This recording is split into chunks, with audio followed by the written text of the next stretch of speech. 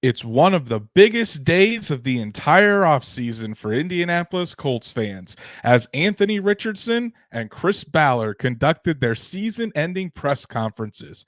So, how is Anthony Richardson doing with his rehab and return? And what nuggets did Ballard leave today about the Colts strategy in the offseason? Let's talk about it. Welcome to the Horseshoe Huddle Podcast presented by Fan Nation on SI.com, part of the Fans First Sports Network. My name is Andrew Moore, and I'm joined here with my fellow writer and analyst at Horseshoe Huddle, Drake Wally. Drake, we got the big guns today talking to Colts Nation. A lot of interesting insights from Anthony Richardson and what he's had to deal with since that shoulder surgery. And then, of course, this is a day that I really personally look forward to all year. Chris Ballard's end of season presser, because for years now, I always give my top 5 takeaways, because if you listen closely, Ballard leaves those nuggets of what he's thinking of doing this offseason, and he did that today. So how are you doing, brother? I'm doing great, and I still wish we could be talking about playoff football, but you know what?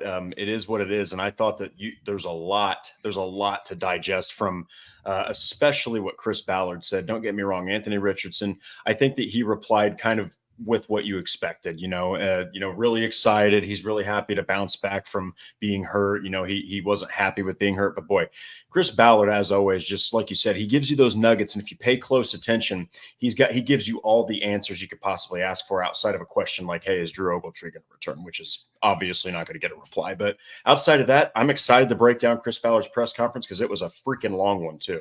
It was.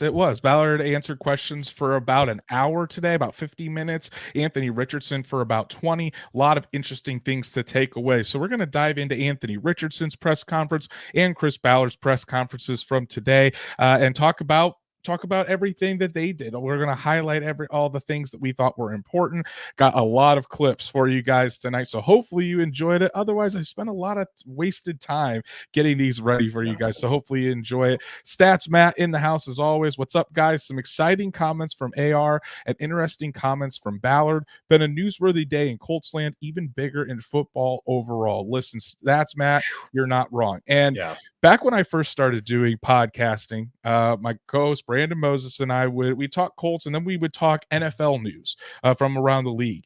If we did that today, we'd probably be looking at a 2-hour episode, Drake. So thankfully, we're only focusing in on this Colts team. But good to see you, Stats, Matt. Wyatt Law in the chat saying Ballard wants explosiveness on offense and better ability to limit explosiveness by the defense. That's one of our keys tonight. That's definitely something we are going to talk about. And Rich Wheeler's in the chat as well. Love seeing Ballard in the dentist chair today, guys. So yeah, Chris Ballard even talked about his dentist, and he shouted out his dentist. So wild times in Colts world today. But if you haven't done so, please go follow us on all of our socials.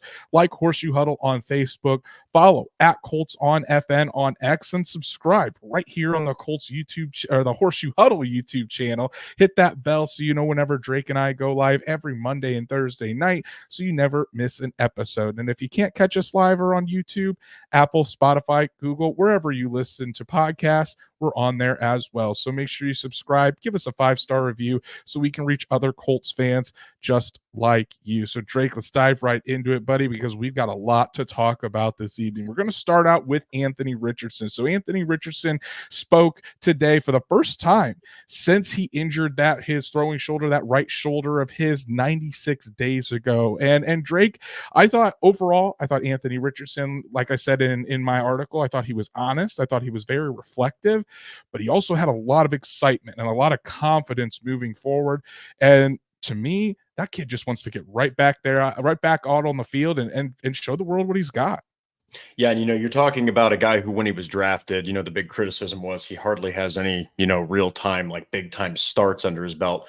He still has, I think, between his college days, which I believe, if I'm not mistaken, was 13 starts, and then you've got his professional days with 4. He still only has 17 starts between his college and pro career. So this is a guy that still wants to go out there and show what he's got, and I still think he's got a lot of room to grow. But the one thing that really stuck out to me was his excitement, especially when you heard names like blah, blah, blah, Michael Pittman Jr., blah, blah, blah, Jonathan Taylor. I mean, big old grin, just that giant grin and that real low, happy voice and that energy that you want to see from your quarterback, the guy that you want to lead your franchise for years to come. I thought that he answered those questions well, and hey, it has to get you excited if you're a Colts fan, because he is really, really chomping at the bit to get back out there and start throwing again. His eyes definitely lit up anytime Jonathan Taylor or Michael Pittman Jr. Was mentioned today. But the first thing he was asked about is really what was his opinion on his rookie season. And honestly, it could have gone a few different ways. Could have been disappointed because he didn't get to play. Could have been just ecstatic about being in the NFL. So this is what Anthony Richardson had to say today about how he felt about his rookie season. It's been a great season for me. The injury definitely opened my eyes to the fact that I have to be healthy, for the team and for, everybody in this building. But, it allowed me to, slow my mind down a little bit and, sit back and really learn, the game a little bit, despite, playing a few games this year, just sitting back and learning from Gardner and Coach Shane and just being in the building a lot. It definitely, taught me a lot of things this year. So I'll say it was a good rookie season for me. So overall, I thought it was good, Drake, and honestly, that's might not have been exactly what I thought he was going to say, but I think it's good that he's keeping a positive outlook on a season that probably didn't go how he initially wanted it to. Yeah, and hey, credit to him that he took the role of having to sit back and learn. Right, he took it with open arms, I guess is the best way to put it, because look, people were debating, is he going to start? Is he going to sit behind Gardner Minshew? Well, he was announced as a starter. Okay, so it's a huge blow to a lot of rookies.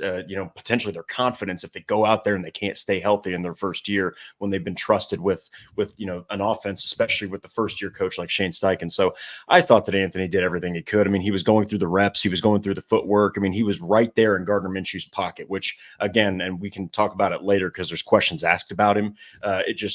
Gardner Minshew really showed his worth this season, because not only did he help Richardson when he was sitting behind Richardson, but when he had to take over the starting role, he helped Richardson by showing him how it was done on the field. And then Richardson got to see firsthand how Gardner Minshew handles the huddle and how he handles the offense.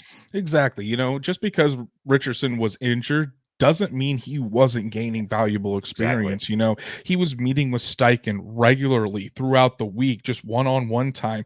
He was in those meetings every single day with Gardner Minshew, seeing how Gardner prepared, listening to the questions he asked, just kind of soaking in all of the off the field stuff that happens in the NFL from day to day, and he mentioned later in his press conference, that he would sit down with Shane Steichen, and when he was starting and playing, it was like he was just trying to take in the information day by day and try to get ready for the next game.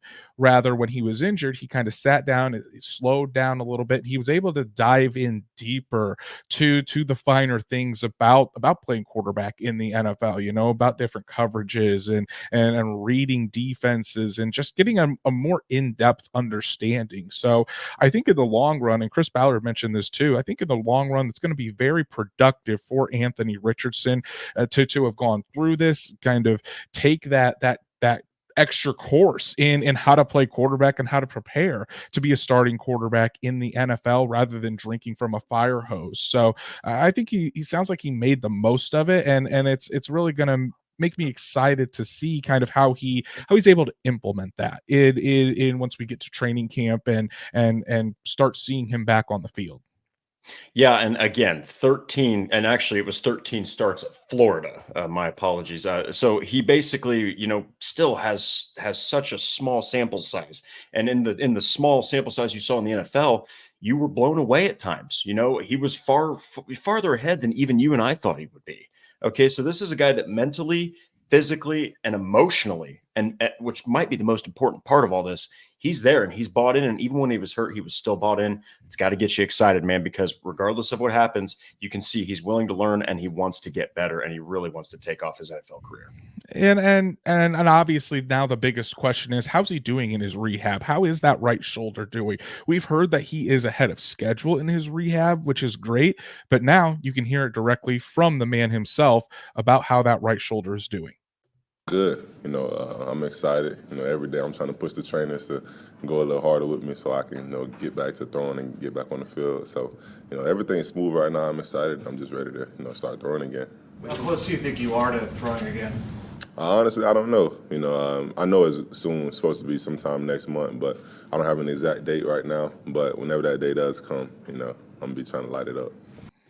I love that. He wants to try to light it up. He's ready to get back and go. He's itching to really start slinging that football again. And obviously the Colts are being very careful on all of this. They don't want to rush him back. There's no need to rush him back, Just make sure he is healed up and go through the steps at the appropriate time. But he's itching to get back throwing. And again, like I said, ahead of schedule. He's already throwing in February.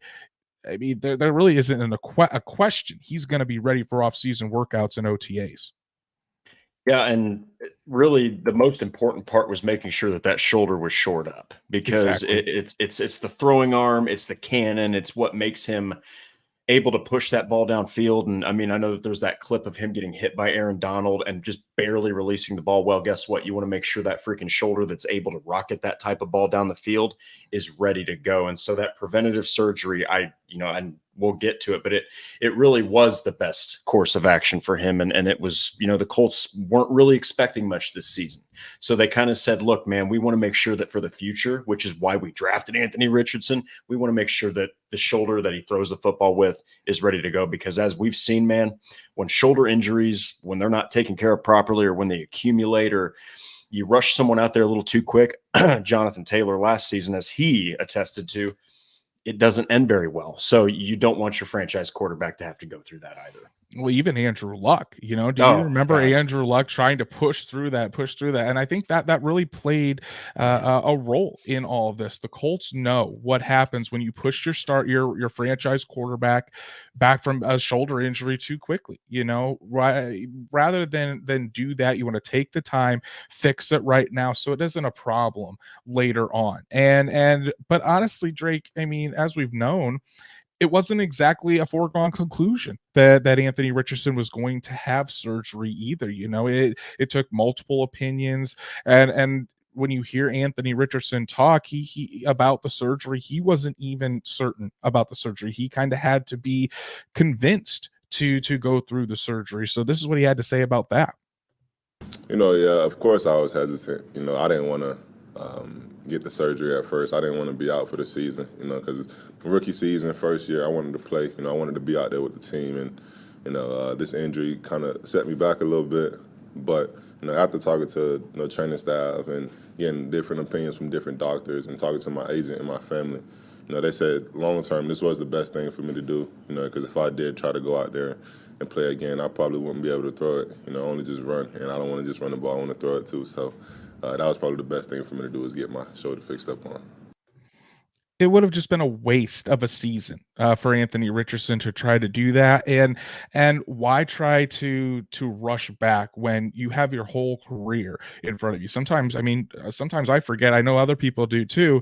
This kid's only 21 years old. He's got a long career ahead of him.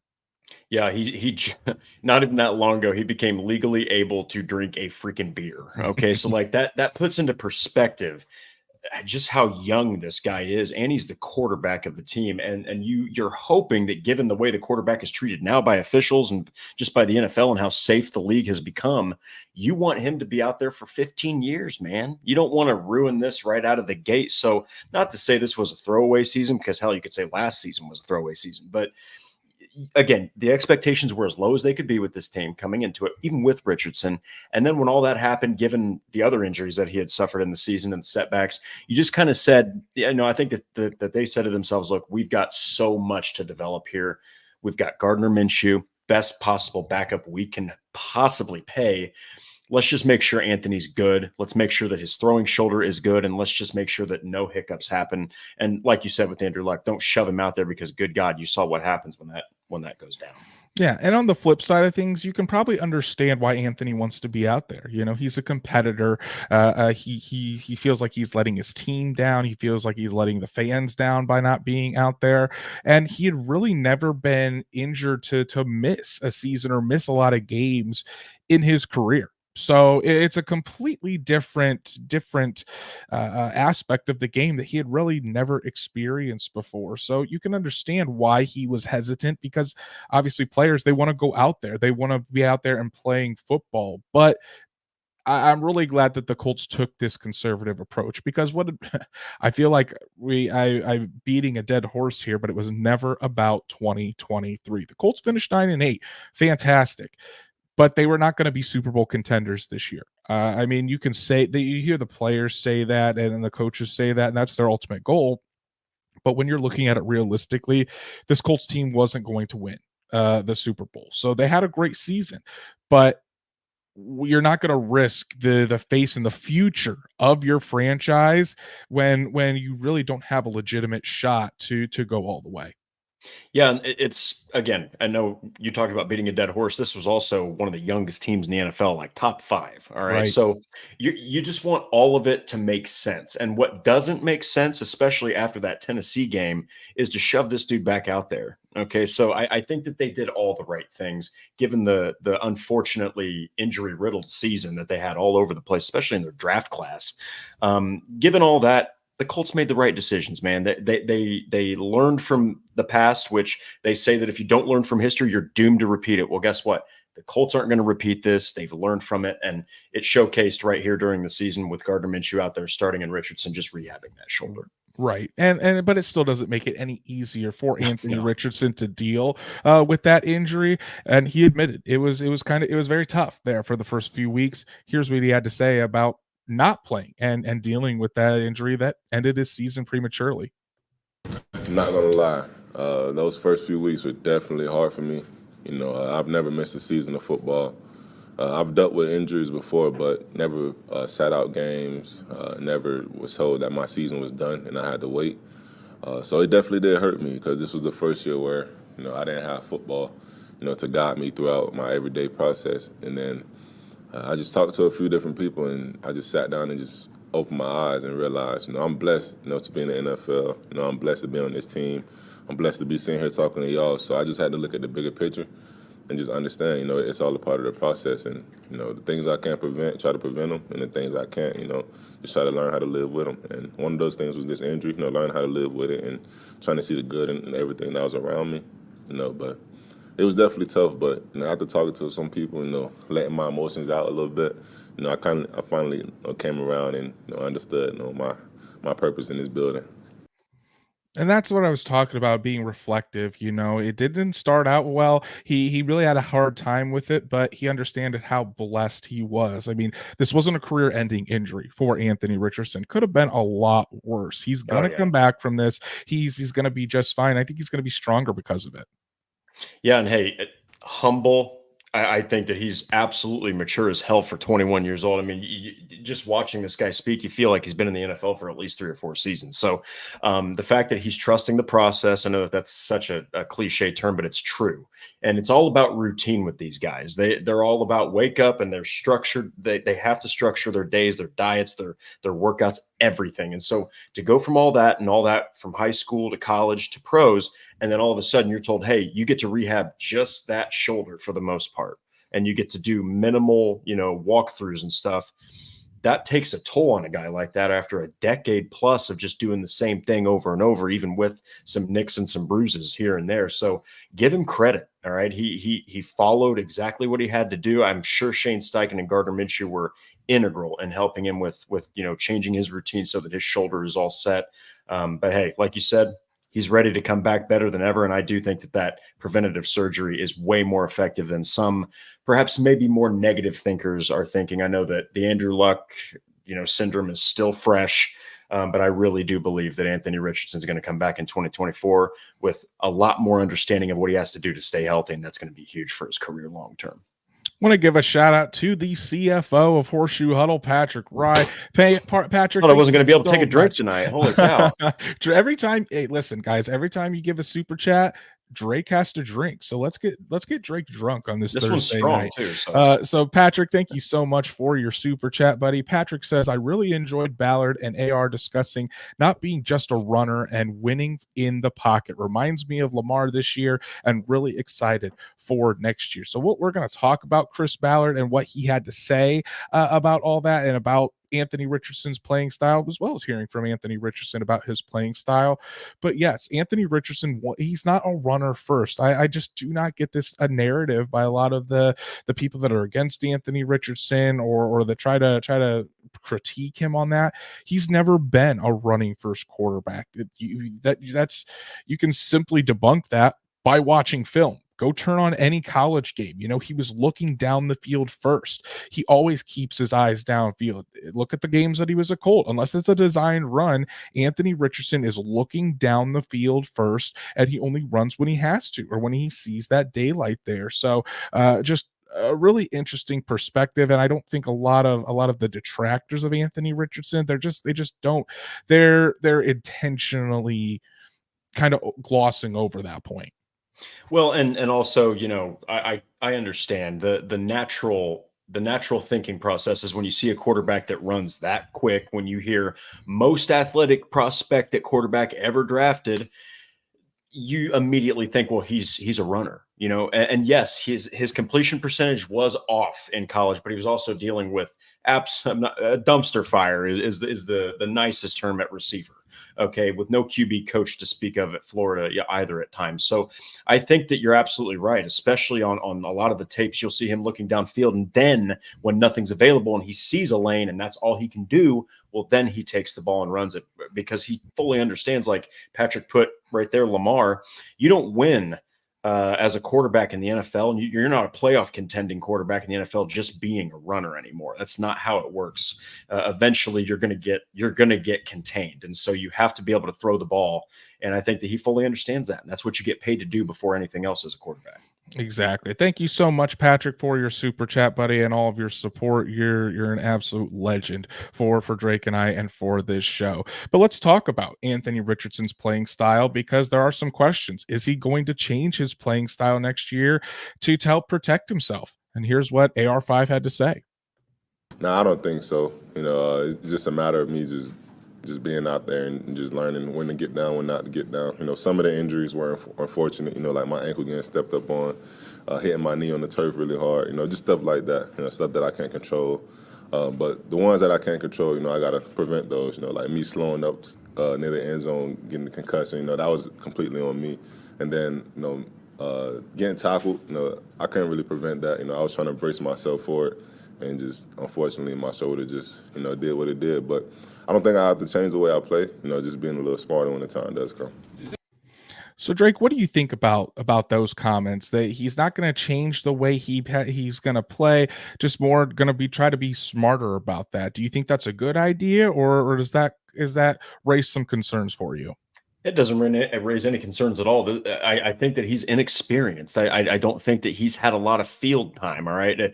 I remember, I think Chris Ballard even said it at one point. He's like, look, in college, you can get away with just kind of letting up, the gas at the last second of the goal line. In the NFL, these are missiles coming after you. They're going to freaking hit you. And that was his welcome to the NFL moment. Just so happened it led to a concussion. So I just think it's inexperience. I think that he's learning. I think that if you do start to tell him, hey, don't run when you think it's best, you're taking away what makes him so special. You have to let him unleash those weapons. He just has to be a little bit more, I think, aware. I think that's the big word, is Richardson just has to understand QB awareness. He needs to understand where his body's on the field. And he also has to understand some of these guys hitting him, even in the defensive back and in the secondary, some of these guys can hit you hard. And some of these dudes are like 6'3", 6'4". I mean, his teammate Juju Brents is 6'3".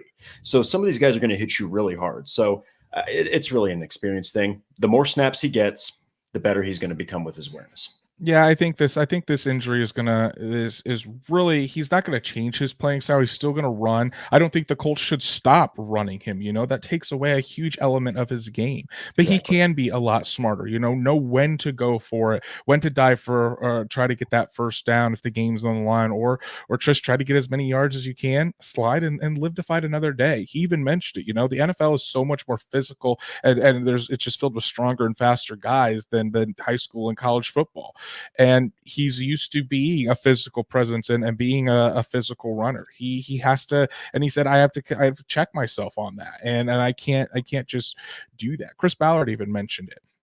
He's got a little Andrew Luck in him, like this. Andrew Luck is just ultra competitive, as is Anthony Richardson. They go out there and they're not thinking, I got to slide, I got to get down. They're thinking, I want to go win the game, I want to go pick up this first down. So it's something that he will have to learn, and I think he will. He's got a good head on his shoulders. I think he's really paid attention. That's something that he's really emphasized with himself, about being smarter and knowing when to get down and protect himself. So I don't foresee that being a problem. Do I think he's never going to get injured again? Probably not. You're playing football. The injury rate is 100% in the game of football, but I think he's going to be able to protect himself moving forward. And then the last thing to talk about with Anthony Richardson, what are his offseason plans? Drake, we kind of wonder, yeah, he's rehabbing and everything, but he doesn't exactly know when he's going to start throwing. So what's the offseason going to look like for Anthony Richardson in his first full offseason as an NFL quarterback? This is what he had to say, Colts fans. I'm not going to lie. I've been thinking about this day for a long, long time. Just how the offseason was going to be for me. I had other plans, I wanted to actually, just take some time and relax. But, now the way that things are playing out, I'm 100% all steam right now. Gas, is all the way to the floor. I'm pushing it because I'm trying to get back. I'm trying to, go get that playoffs, go get the Super Bowl rings. I just want to be great for this team. So plan on getting to Jacksonville sometime within the next couple of weeks so I can get down there, finish a little bit of more rehab before I start throwing, and I'll be back and forth, here with the coaches, learning some more stuff and just trying to get back in my routine. The obsession with his craft is evident there, Drake. Just how much he wants to get back, and you hear that, get into the playoffs, go and win those Super Bowl rings. That's exactly what you want to hear from your franchise quarterback. Yeah, and hey, you know what? He's going to be going down to Jacksonville. He's very familiar with the state of Florida, so that's a place that's really comfortable for him, and he's going to. I think we're going to be covering them in the off season, and I think that we're going to. We were wowed during the off season in 2023. I think that given what he's learned, given the fact that he's had a year to sit under Gardner Minshew for quite a few games and learn so much from Shane Steichen, man. I am so pumped to see what Anthony Richardson is going to come back looking like once he starts throwing, getting back into the motion of things, getting back into that routine of NFL football that a quarterback has. And the last thing I have to say is his mentality. Okay, this kid, all right, is 21 years old, and he already understands fully what he has to do, and he's totally open to learning. And the biggest word is definitely humble. And I think that those are the keys to success. It all starts with the mental when you've got those types of physical skills. And so I think that he's learned a lot in his short time in the NFL, and it's only going to pay off again in the long run for him.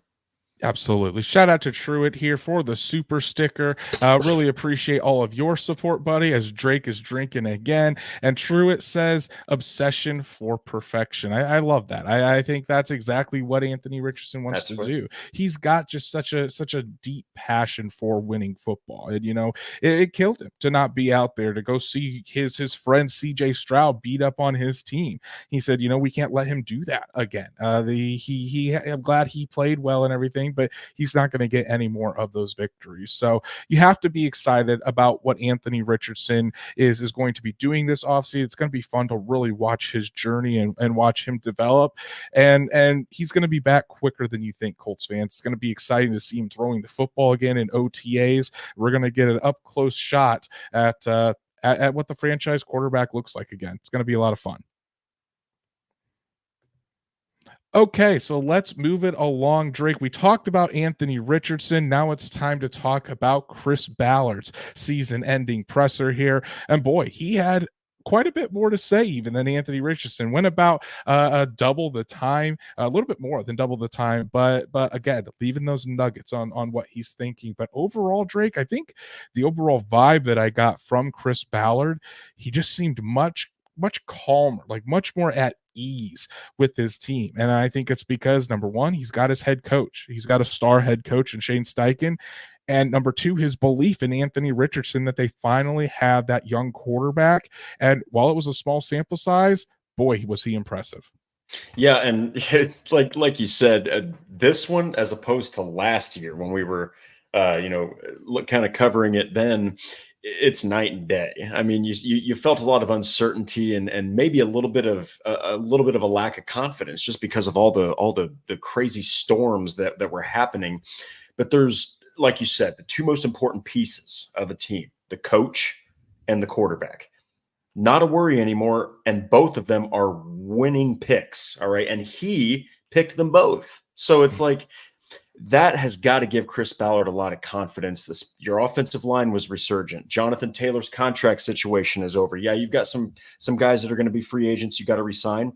But overall, you feel good. The defense had a bunch of new starters. And they, even though that at times they absolutely fell apart just because of how young and injury riddled they were in the secondary at times, they still set the Indianapolis era sack record for sacks by a team, and they don't even have a dominant pass rusher right now. So there's a lot of reasons I think that Chris Ballard was a little more calm, but you still felt that southern draw, that fiery competitive spirit. At the end of the day, he wants to win, and he wants to keep his job, and he wants to win above all for the fans and for the Colts franchise. Yeah, and the job's not done. He realizes that. He recognized that. They still missed the playoffs, but there's optimism around this team, and he fully believes they're heading in the right direction. I want to bring up Patrick's super chat from earlier again because he said, I really enjoyed Ballard and AR discussing not being just a runner and winning from the pocket. So here is what Chris Ballard had to say about Anthony Richardson, about what he thinks of the rookie and what he thinks he can do moving forward. He's a good young man who has a lot to learn. But here's what's good about him. Very humble, and he has empathy for other people. He cares deeply about being the best player he can be, and he cares deeply about his teammates. And he will work, and he's very gifted. I'm going to tell you one of the things that really surprised me of Anthony, because I was concerned about it, but this guy's a passer. I mean, I think you all put him into we all kind of, because here's this big talented athlete. I mean, this guy's a legitimate passer, and I believe that. And I think he's going to continue to get better and improve the more he plays. But this guy Anthony can play from the pocket and throw the ball accurately. Now he just needs to play. I think sitting, it's unfortunate, but there's always a little light. And I think the ability to be able to sit and watch is going to be beneficial for him going forward. So kind of echoing what we said there, Drake, it's going to be beneficial for him, but just to hear that glowing review from Chris Ballard about Anthony Richardson, I mean, not only talking about him as a football player, but as a person. And I think that's kind of the sense that, I mean, maybe fans on the outside maybe think that, but they don't have that inside look at Anthony Richardson like a Chris Ballard or like us in the media that have spoken with Anthony Richardson and on multiple occasions. So, but that's not hyperbole what Chris Ballard was saying there. It's what he truly believes, and because Chris Ballard's a straight shooter, and I think it's why he has such confidence in Anthony Richardson and the direction that this team is moving towards. Yeah, and you notice what he led with: humble, empathetic, desire. He's got a deep desire to win.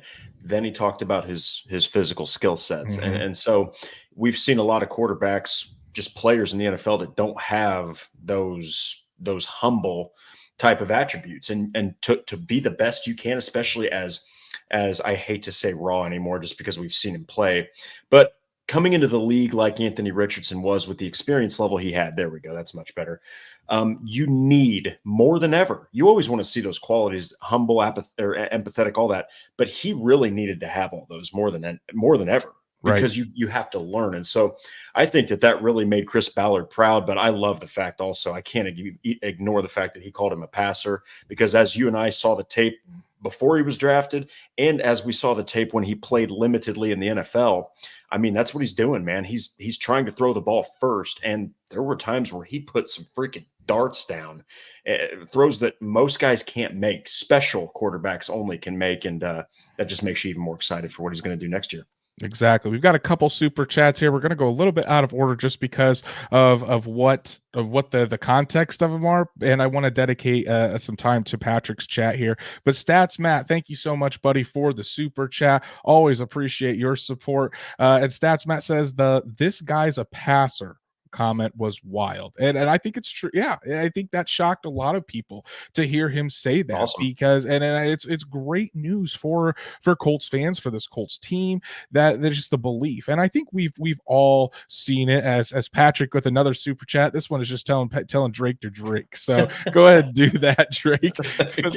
Thank you so much, Patrick. Appreciate it, buddy. But yeah, I mean, this guy's a passer. That's what this team truly believes. They don't think that Anthony Richardson is limited in any stretch of the imagination. He didn't only say that he was a passer. He said this guy can win from the pocket and he's accurate, which would, in the small sample size, I mean, I think he can absolutely be someone that could win games strictly from the pocket.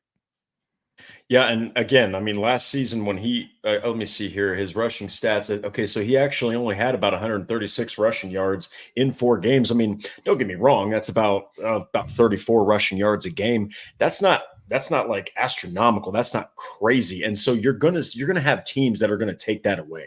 They're just gonna know, look, we can't let Anthony Richardson's feet beat us before his arm does. Well, guess what? He has learned that he can't just win with his feet anymore. These guys are way faster than you were in college, and some of them can catch up with him. So it's one of those things where you just have to learn on the fly, given his situation coming into the NFL, and he's been able to do that. And I know we've gone back to it multiple times, but he was able to make some absolutely ridiculous throws. Now, going back to what Ballard said, he's got a lot to learn, right? He did miss some open throws, but that was expected. That's expected. You got a guy like Shane Steichen to help teach Anthony Richardson how to shore that up. But again, he was just farther along than any one of us thought. And he's probably going to be farther along in year 2 than anyone expected he would be in year 2 when he was drafted. Exactly. And Stats Matt adds on to that. He said, I just thought it was wild because surely he believed it in the process, but what he saw of him in the league wowed him even more. And that's a very, very fair point. So thank you, thank you, Stats Matt, for the super chat. Greatly appreciate it. We got another super sticker from my beautiful wife, Danielle, who, as Patrick says in the chat, is super stickering for 2 nowadays. She's doing great with the pregnancy, about halfway through now. I didn't see a super chat from Jackson. So, yeah, it's Jackson. Yeah. Jackson didn't do a super chat, but then again, he doesn't have a job yet, so we need to get that little 21-week-old child to work, I guess. But thank you so much for the super chat. And then finally, let's get to Patrick's $10 one. So Drake, you're gonna have to drink a couple on this one, man. Drake's not even gonna be able to talk by the end of this episode here with all the super chats. But Patrick, thank you so much, buddy. He says Ballard was all in on Steichen and his process today. Do we think Steichen is going to have any sway in getting a guy in the draft or free agency he thinks would be good for his offense? Absolutely, Patrick. And I think Ballard talked about this today. He always takes into account what his coaches say. He even did this with Frank Reich, taking his opinion of guys that would fit his offense. And I think we saw that last year already with Shane Steichen, with the drafting of Josh Downs. I think that was a Reggie Wayne pick. That was a Shane Steichen pick to get that quick win wide receiver. And as we saw, Josh Downs, I think, is a budding star, not only for this Colts team, but in the league. What do you think, Drake, about the comment about Steichen and having any sway in the draft and free agency? I'm 100% right there with you, because Ballard is a very good evaluator of talent. All right. He's a scouting guy. And so I think that he understands that there are limitations even to what he knows offensively and developmentally with quarterbacks and this and that. And he also understands Shane Steichen. I mean, look at Philly. ever since he left. Their offense is completely lost. Okay. So I think that if you want to see the value of Shane Steichen and you want to look outside of the franchise that the Colts have here, look at Philadelphia right now. All right. So I think that he understands that Steichen knows this offense. He knows what he has to have to make not only this offense move better, move more efficiently, but for Anthony Richardson to feel more comfortable. Because look, when you have a quarterback that's that young and you want all these years ahead for him, you need to give him weapons. You need to give him the right guys. So if Steichen says, hey, first round, I want this wide receiver, I would not be surprised at all if Chris Ballard drafts him. Okay. Because so far, everything that's happened in the Shane Steichen era, it's pretty much worked. I mean, you took an injury-riddled squad that didn't have their star quarterback, and you got them to 9 wins against some, at times, pretty difficult defenses. I mean, hey, man, you know what? I think that Ballard not only trusts him, but he should trust Steichen. Yeah, and I think as Stats Matt put this in the chat, it's Steichen is going to tell Ballard what he needs for his offense, and I think Ballard's going to do the best that he can to provide that. So, and I think just as the season has gone along, Steichen has proved himself. That trust is only developing and getting stronger between those two. So, Patrick, again, thank you so much, buddy, for all that you do for Drake and I, and all of your super chats, all your support. Really means the world to us. So, let's talk about another player on the offensive side of the ball, Drake, Michael Pittman Jr., an upcoming free agent. We heard from Pittman a couple days ago saying that he was gonna do what was best for him and evaluate all of his options, as he should. He owes it to himself, his family. That's what he's supposed to do. So Chris Ballard today was asked about Michael Pittman Jr., what he thinks about him, and if the Colts are going to try to get him back. Care deeply about him, and him and I we have a really good relationship. It's an honest one, almost too honest, I think, sometimes. But that's what I love about him. I mean, guy's competitive, he's tough, he cares, he wants to win. I mean, look, we're going to work to get him back. We'll work through that. We got I know we're going to have a few free agents you're all going to want to talk about, and I'm probably going to give you the same answer. Would like to have them all back, but it didn't work that way. It's just the nature of what we do. But Pitt's a good football player for us, and hopefully he still remains a Colt. So I saw some people, Drake, hear that comment and say, "Oh, I don't know. That makes me scared that Pittman's not going to be back." I had the opposite. Oh, by the way, Drake, Patrick says for another super chat, drink more. So this is going to become a game, I guess, with Patrick. But thanks, buddy, for another super chat. But I had the opposite thinking on that, Drake. I think that just makes me more secure in thinking that Michael Pittman Jr. is going to be back because Chris Ballard loves this kid so much. He knows how important Michael Pittman Jr. is to this team, and I think I think it just ensures, or gives me more confidence. I wouldn't say ensures because anything can happen, but just gives me more confidence that Michael Pittman Jr. will be back on a long-term extension with the Colts. Yeah, and he referenced that relationship with Chris Ballard, but at the end of the day, it's the performance on the field. And he set career highs in targets with 156 and receptions with 109 and yards with 1152. And this was while missing a game and not starting one of them. So, I mean, Michael Pittman, for the past 3 seasons with Wentz, with Ryan, Ellinger, and Foles, and with Minshew and Richardson, all of these quarterbacks, he has been the go-to guy and pretty much the only go-to guy. So I'm right there with you, man. I think that they're going to keep him. I don't think there's any way they let him walk because he has just done so much already. And also, this is a little tiny thing. He's willing to block. All right. And I think that that's an underlying factor that a lot of wide receivers don't like to do.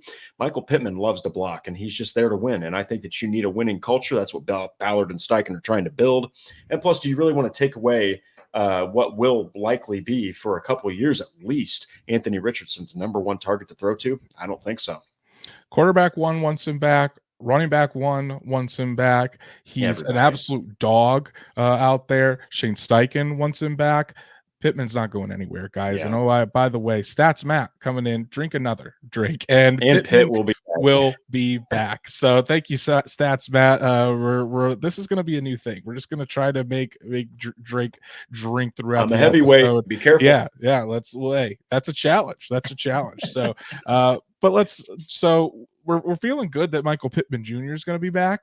Well, we also got news and confirmation on another guy that will be back. Some fans might not be as happy about this, though. defensive coordinator Gus Bradley. So as as Patrick with another $5 super chat says, after that comment, do we think there's going to be a free agent shocker that leaves Grover, for example, as Drake has to drink again? So as Drake is drinking here, it's hard to tell. I think Grover Stewart's probably back. I think Kenny Moore's probably back. The one I'm iffy on is Julian Blackman, just because we'll have to see if Blackman gets offered more elsewhere. I think there's a good chance that the top four remain: Pittman, Stewart, Moore, and Blackman, but I don't. And does Blackman even count as a shocker? I don't know. But I think the Colts are really going to focus in on keeping their own like they normally do. What do you think, Drake?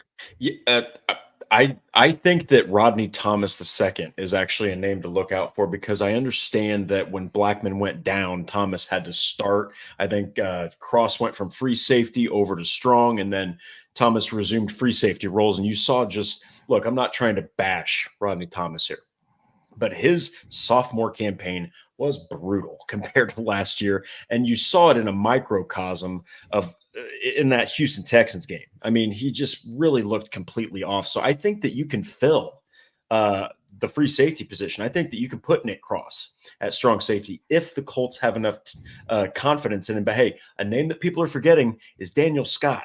All right. Daniel Scott was hurt the whole year. I know he was a 5th-round pick.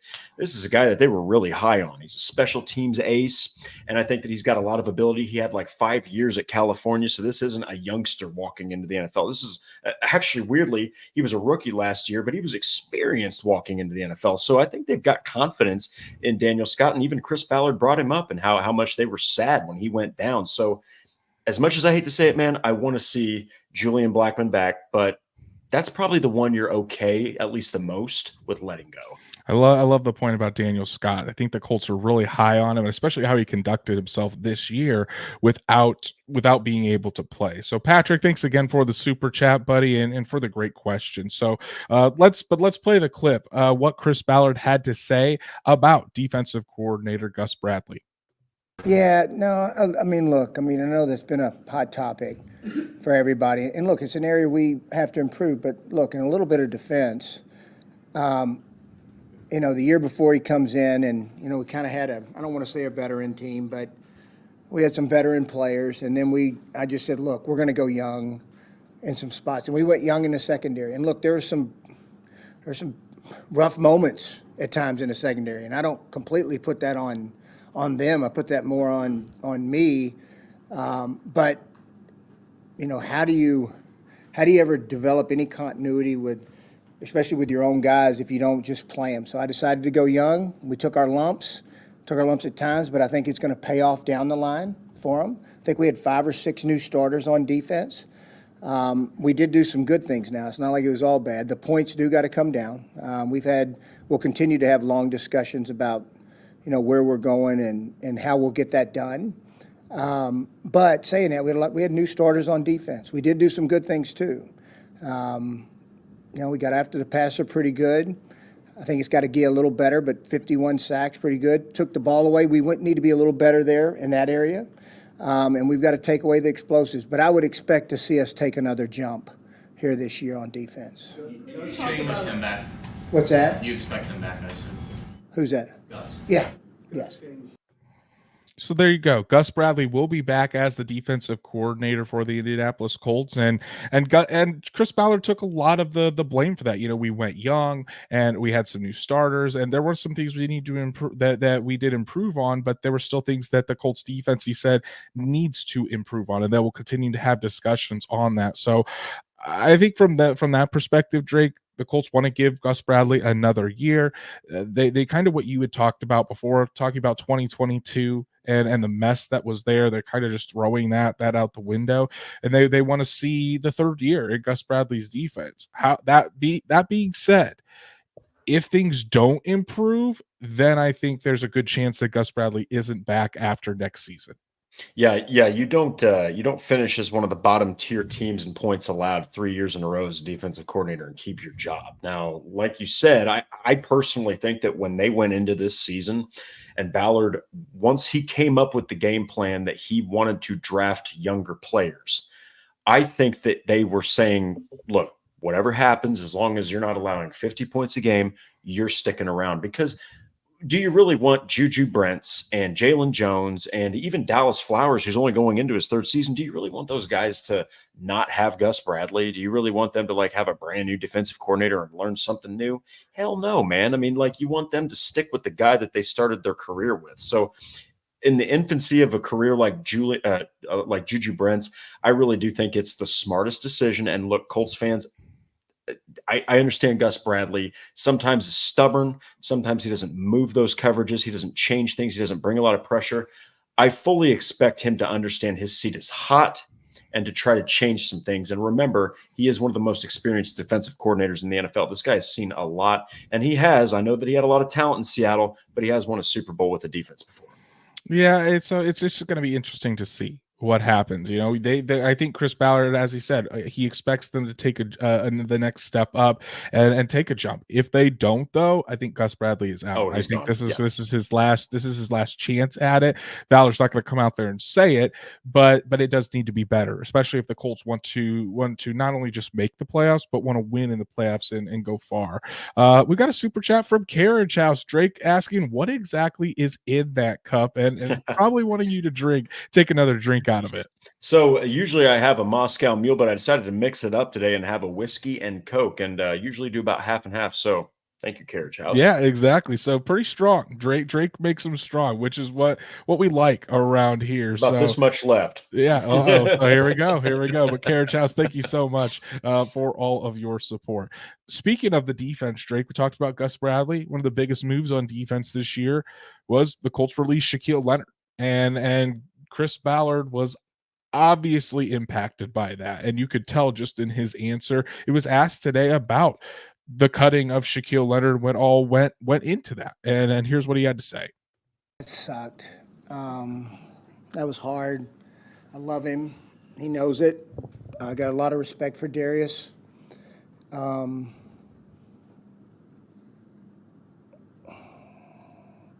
envisioned Darius for the injury. I mean, and it just shows you how hard it is to become a Hall of Fame player, but he was on that track. I mean, there probably wasn't in a 4-year span a better playmaker and you can even say it on defense, like just a pure playmaker when the chips were on the line and you need to make a play. I don't know if I've been around, and I've been with some really good players on defense, especially at linebacker, but he was as good as any of them. And so when he wasn't quite been able to make it back, to what he was, and he's still working towards that. And now that you saw flashes, but then at the end of the day, versus what we thought we had in the building, we just thought it was time. EJ Speed was scratching at the door. And, we wanted to get him on the field. And I didn't think it was fair to Darius to say, you know what, Darius, you're going to be the backup. You're not going to play. You're going to be inactive. I couldn't do that to him. You can obviously see that move is still breaking up Chris Ballard. That was a very hard move for him. I mean, Shaquille Leonard means a lot to Chris Ballard, that not only on the field, but off the field as well. Yeah, and it's not often that you have a rookie linebacker set your franchise record at the time for tackles and become a first-team All-Pro and a Pro Bowler and a Defensive Rookie of the Year. And in your first 4 seasons, you have 3 first-team All-Pro selections and 1 second-team All-Pro selection, okay?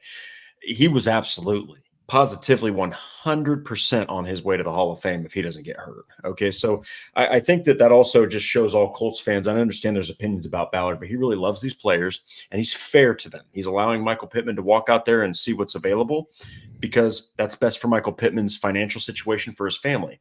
He allowed Shaq Leonard, and he called him Darius Leonard because that is just the relationship these two have. I really feel like he truly loves Shaq Leonard. And at the end of the day, it sucks to let a mainstay like that go. You have to put up the "Thank you for the memories" banner for Shaq Leonard. Then you got to take that thing down, and you got to watch him in a different uniform. So credit to Chris Ballard for allowing Shaq to explore other options. And hey, when you've got a guy like EJ Speed that's scratching at the door, as he said, you really have to make the most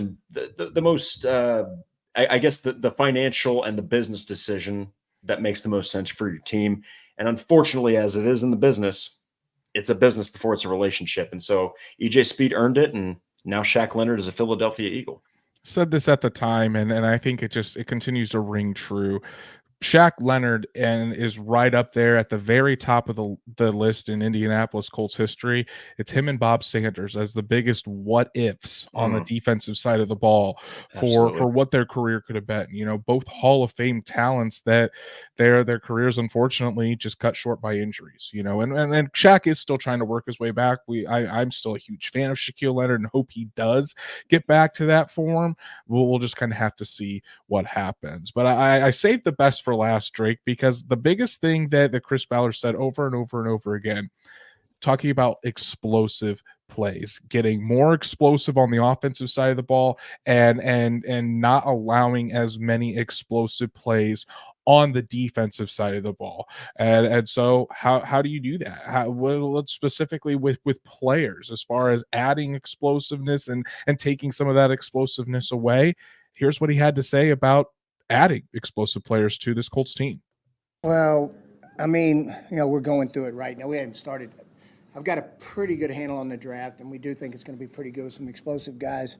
And then working through free agency right now, we're just kind of finishing it up. We do think there's going to be some opportunities to add some players to make us more explosive. So that's saying something. About adding more players to be more explosive. What exactly does that mean? But before I have you answer that, Stats Matt wants me to read his comment. He says people got to realize Shaq was Ballard's baby. Ballard was destroyed for that draft pick, and that had to be so hard for him. Which I agree. So there you go, Stats Matt. There's your comment. Well said. But Drake, about that explosiveness and adding explosive players, that seems like offensive playmakers to me. What do you think? I think that you have to give Anthony Richardson more pass catchers, and we don't have enough time to talk about it. But the Jelani Woods situation, perhaps you're looking at a new tight end, which we can get into that in another episode. But I think that is exactly what you need. I think that you also perhaps might need some defensive back help, but this is where Chris Ballard is a maestro, is the draft, is evaluating talent, is scouting. Sometimes I think that he tries to be too cute, but man, he really dominates the day 2 and day 3 picks. So I'm fully confident that when he says that I've had a good opportunity to look at the draft and I've got a really good idea on what we're going to do for the draft, I absolutely trust him. And I think especially now that he's got Shane Steichen and Anthony Richardson and guys like Josh Downs, Michael Pittman Jr., hopefully re-signing, I think that gives him even more confidence in the future. Now listen, guys, I also, when adding explosive players, I want us to be realistic about this as well. Just because he said that doesn't mean that Chris Ballard is going to go out and throw $30 million at Mike Evans. Doesn't mean he's going to trade up from number 15 to number 2 in the draft to get Marvin Harrison Jr. I think we have to be realistic. You can add explosive players without selling the farm. I still think in free agency, it's going to be probably more mid-level free agents, like kind of what you saw what the Colts do with Samson Ebukam last year. But hey, what did Samson Ebukam do? Immediately comes in and leads the Colts in sacks and becomes their best pass rusher. So not a bad trade-off for that. So you can get productive players at that mid-level money. You don't have to go out and be the biggest spenders in free agency. That hardly ever works out. So you could expect probably that in free agency. And in the draft, again, it could be, as I got roasted on X for God knows why, for saying I would love to have Brock Bowers on my team. Sorry, I love great playmakers, guys. But having Brock Bowers or not necessarily him or Roma Donzi, but possibly getting like a Xavier Worthy from Texas, a Troy Franklin from Oregon, those kind of wide receivers. Coleman from FSU. Yeah. So Coleman's more of a possession wide receiver. I'm talking about the guys that could take the T.Y. roof off. Yeah. So it's kind of more explosive, faster yards after catch wide receivers, but the same thing, just adding more playmakers on offense. And I think as far as the defensive side of the ball goes, Drake, eliminating those explosive plays, you can expect Juju Brents, Jalen Jones to take another step up in their second year, but also adding playmakers on the defensive side of the ball that can take the ball away, can get after the quarterback, stuff that can have those game breaking type of plays as well. I think that's what Chris Ballard really means by explosive plays, just adding playmakers everywhere on this roster, and I think that's one of the main needs for this Colts team as they head into the 2024 offseason. Yeah, and that's exactly what you want to have with such a young roster. There's still people walking into this 2024 season, even though some of these guys are walking into their sophomore years, they're still going to be drafting plenty of players. This is going to be super duper young team. And they've got veteran leadership on the offensive line, which is so important. They've also got it on the defensive front. Those are the trenches on each side, which everybody just preaches that the Colts need. And I think as long as you can build around that veteran leadership and get that young core to get just a little bit more experience, and like Ballard said, those explosive players on both sides of the ball, could be a squad that you've been just chomping at the bit to see since the Andrew Luck days. And I think I can attest to every Colts fan when I say that everybody's waiting to kind of see what a fully healthy Anthony Richardson-led offense and a revamped defense might look like in 2024. Exactly. Want to give a shout out to Tony Copeland for the $10 super chat. Tony. First time super chatter here in Tony. We appreciate my all drink. of your support, buddy. And Tony says, love the pod, guys. First time tapping in. Y'all rock. Well, Tony, you rock as well, brother. Thank you. We appreciate you for joining in. Glad you enjoy the show. And hopefully you can make more of our live shows here as well. We'd love to have you. Love to have you join the chat. So Tony, shout out to you, brother. And thanks a lot for joining us here tonight. So, but Drake, to kind of put a cap on these press conferences, really a lot from Anthony Richardson. Again, just a peek behind the curtain to see what he's gone through, how it was dealing with that injury, and kind of his outlook for the offseason. And then those nuggets that Chris Ballard dropped all throughout his 50-minute presser. You could learn a lot from these two big names in the Colts. But I think, again, the overall theme is both these guys are just super excited and optimistic for the future. There's just such a different vibe around this Colts team than it was just 1 year ago. Yeah, and hey, there's so much to say in such little time. I'm just going to say this: be excited. Be excited for this next season, because the rookies are going to learn at the most important positions. And I really think that Chris Ballard, even though you're not going to, I still don't think you're going to see a big Mike Evans signing. But going back to what you said about Samson Ebukam, expect him to make the right signing if he needs to, and expect him to pick the right draft picks when he needs to. Remember, almost half these draft picks from 2023 were all injured. So those guys are going to be mostly healthy walking into the new year. Hey, get excited, Colts fans, because there's a big reason to be. Samson Ebukam was one of my favorite signings of the 2023 season. Worked out pretty well for the Indianapolis Colts. So Drake, let's wrap up the episode here and talk about the latest Colts news and rumors. Just a little bit more to go through here. And it starts out with some more future contracts. So the Colts signed safety Kendall Brooks, guard Lewis Kidd, and safety Michael Tutsi to reserve future contracts this week. Drake, which one of those three players really stands out the most to you? Actually, I want to say Michael Tutsi just because he went to Warren Central High School. That's pretty badass. But I think Lewis Kidd sticks out just because he's started. He's played with the New Orleans Saints. He's got a little bit of NFL experience, and I think that they're just trying to shore up offensive line depth, because no offense to Blake Freeland, like Ballard said, he was kind of thrown to the fire. But there were times where when your starters were out, boy, that offensive line was pretty porous at times. Yeah, and Lewis Kidd does have some starting experience in the NFL, so we'll have to see if he sticks around to training camp, and if he can make an impact, possibly get one of those reserve spots moving forward. And then finally, Colts assistant GM Ed Dodds will interview for the Raiders' vacant GM position on Friday. I think in the past he's actually interviewed with the Raiders before for their GM opportunities. He's taken his name out of the race for general manager for the Raiders before, so Ed Dodds to say it like he's very picky about what he'll want to do and where he would possibly be a GM, and good for him. You know, that's what you want to do. You want to go to the right situation at the right time. And I've been saying it for years. I think he is going to be a very good GM, and he can afford to be picky in that regard.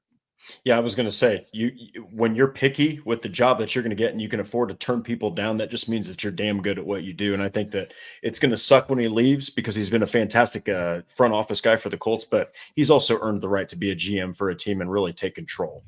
Exactly. And Stats Matt saying Dodds is Vegas's GM and brings in Harbaugh. Oof. Look, that'd be wild. That'd be a wild combination. And those two I think do have some connections with one another. So would be very interesting. And Tony coming in here hot with the super chat again. This time a 20 banger, a $20 super chat from Tony Copeland. Hey, Drake is out. He's gonna have to get a second drink next time for this. But Tony, really, really appreciate it, buddy. And Tony says, finally, thoughts and prayers for Mr. Irsay for a full and speedy recovery. Yes, Mr. Irsay was announced this week that he's being treated for a respiratory illness, and he's been asking for privacy during this time. So you hope Jim Irsay is okay. He's from what Chris Ballard said today, all that he would dive into it was that Irsay is stable. But he's getting really good care, and you hope that Jim Irsay can come through this and be back there to be his normal self, because man, there's not an owner in the NFL with a bigger heart than Jim Irsay, and I don't think there's a bigger character in the NFL than Jim Irsay at times. Yeah, and look, Jim Irsay's been through worse than this, man. He's going to get through it. He's a maverick. He's a tough guy, and I fully expect Jimmy from the Colts to return 100% to health and be just as excited as anybody else is for the 2024 season. Exactly. So, Tony, thanks again for your support, brother. Really appreciate it, and thanks for tuning in live. We hope you can make it to more live episodes. But Drake, it's now getting into that point in the offseason. We've heard from the quarterback, we've heard from the GM, and again, as my third time mentioning it, but I think it's just be optimistic, Colts fans. Be excited about what's to come. It just seems like there's a different aura around this building, and I think this with the combination of Ballard and Steichen at the top, they're really locked in and want to get this thing right and go out and compete for championships year in and year out. Yeah, and they overshot their expectations being injury riddled and being young. And I think I fully expect them to overshoot their second year expectations for that everyone had when Steichen was originally hired, everyone had when Richardson was drafted. Just like Andrew said, be excited, Colts fans. There's a lot of reasons to be, and there's a lot of reasons to pack LOS next season. Well said. And that's our show for tonight, guys. Really appreciate everybody tuning in and all of the support. I think it helped that it turned into a game of trying to make Drake finish his drink tonight, his very strong drink. So shout out to all of our super chats. Patrick Truitt, Patrick again, Stats Matt, Patrick a third time, my beautiful wife Danielle. We're going to owe Patrick a W9. Patrick a fourth time, Stats Matt a second time, Patrick a fifth time, Carriage House, and then Tony twice. And here we go again with his sixth of the night. I feel cheated. Drake didn't come more prepared with his sixth super chat. I didn't expect all this love, man. Patrick, you're an absolute menace, brother. An absolute menace. We appreciate it all. Seriously, we really do, guys. And for everyone else that joined us tonight in the chat and broke down the Anthony Richardson and Chris Ballard press conferences, was a really fun episode. If you haven't done so, please go follow us on all of our socials, like Horseshoe Huddle on Facebook, follow at Colts on FN on X, and subscribe to the Horseshoe Huddle YouTube channel. Hit that bell so you know whenever Drake and I go live every Monday and Thursday night, and for special episodes, because since it is the off season, breaking news can happen at any point. So make sure you tune in. And if you can't catch us live or on YouTube, Apple, Spotify, Google, wherever you listen to podcasts, we're on there as well. So make sure you subscribe, give us a 5-star review so you never miss an episode from YouTube. And you can also catch up on some Horseshoe Huddle halftime episodes, our midweek audio only episodes. But it also helps reach other Colts fans just like you. So Drake and I have been writing away heavily on horseshoehuddle.com, because even though it's the off season, it seems like we get a little bit busier this time of year. So Drake, go tell the people that you put up on the site that they can go check out. I did a couple menial roster moves, but I did a piece on Josh Downs being in Hall of Fame company. The Colts announced their 2024 opponents, not the schedule, but the opponents. And I also did my Colts top 3 rookies from the 2023 season without Anthony Richardson, just because he only played 4 games. Yeah, go check those out. For me, I did a piece on Zaire Franklin, kind of what his thoughts were on the off season, or on the season, excuse me, and really what came out from that. the hunger and fire within Zaire Franklin is at an all-time high. So he was very honest about himself in this season. Make sure you check that out. And then I gave my thoughts about Anthony Richardson's press conference in writing form, really a big one, diving in a little bit deeper on some of the quotes and what Anthony Richardson really had to go through throughout this season. So make sure to check those two out. And then I also have my top 5 takeaways from Chris Ballard's press conference, as I do every year. So you'll want to check out those pieces and everything else on horseshoehuddle.com. Go follow Drake at DWalsterDrake. You can follow me at Andrew Moore NFL. And we'll be back Monday night to talk more Colts football with you all, because it's sure to be another wild off season. So everyone, enjoy your weekend, and we'll see you right back here Monday night.